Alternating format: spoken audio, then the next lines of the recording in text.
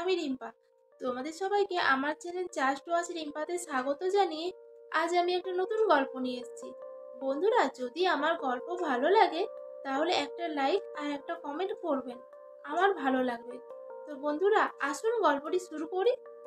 গল্পের নাম ছোট হাতির সাহস। প্রথম অধ্যায়। জঙ্গলের ছোট বন্ধু। সুন্দরবনে এক কোনায় ছিল এক ছোট হাতি। নাম ছিল তার ছোটু। সে ছিল সবার আদরের।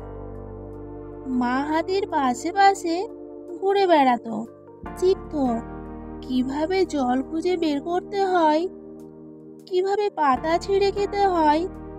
কিন্তু ছোটুর একটাই দুর্বলতা, সে ছিল খুবই কৌতূহলী।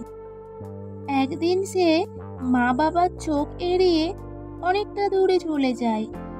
হঠাৎ দেখে এক বিশাল গর্তে পড়ে গেছে একটি চিতাবাঘ।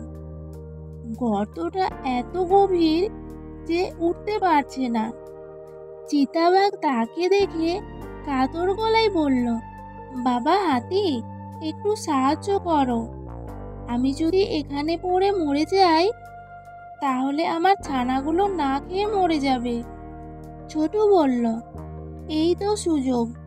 বনের বাঘও যদি আমার বন্ধুত্ব চায় তাহলে সাহায্য করাই উচিত। সে একটা লতাই করে গর্তের দড়ি বানালো, কাঠ ঠেলে দিল গর্তে। অনেক কষ্টে চিতাবাঘ বেরিয়ে এলো, কিন্তু চিতা বেরিয়েই গর্জন করে বলল, হা হা হা, ছোট বোকা হাতি, এখন তোর পালা। দ্বিতীয় অধ্যায়। বিপদের মুখে ছোটু। ছোটু দৌড়াতে লাগলো, কিন্তু চিতাবাঘ ছিল দ্রুত। ঠিক তখনই একটা বিশাল ছায়া পড়ল বনের উপর। বনরাজ, সেই সাধু বাঘ। হ্যাঁ, আগের গল্পের বনরাজ সেই সময়ে ঘোরাফেরা করছিল।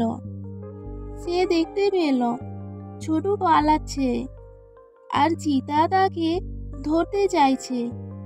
গর্জন করে সে ঝাঁপিয়ে পড়ল চিতার সামনে। এই বাচ্চা হাতির সাহসের অপমান করলে তার দয়া তোমার অহংকারের পরিণত হয়েছে। চিতাবাঘ থমকে গেল। সে জানে বনরাজের ক্ষমতা। সে লজ্জিত হয়ে মাথা নিচু করল। তৃতীয় অধ্যায়। এক নতুন শিক্ষা। বনরাজ ছোটুকে বলল, তুমি বড় কাজ করেছো ছোটু। সাহসের পাশাপাশি বিচার বুদ্ধিও রাখতে হয়। তবে ভুল করা দোষ নয়, শেখা দরকার। সেই দিনের পর থেকে ছোটু আরো সতর্ক হলো, কিন্তু তার সাহস কমলো না।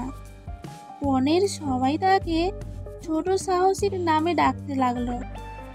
শেষ কথা, সাহসী হলেও নায়ক হওয়া যায় না, দয়ালু হলে মানুষ মনে রাখে। বন্ধুরা, গল্পটি কেমন লাগলো? গল্পটি যদি ভালো লেগে থাকে তাহলে একটা লাইক আর একটা কমেন্ট করবেন। আর যদি আমার চ্যানেলে নতুন বন্ধু হয়ে থাকেন তো চ্যানেলটি সাবস্ক্রাইব করে পাশে থাকবেন। গল্পটি শেষ পর্যন্ত শোনার জন্য অসংখ্য ধন্যবাদ।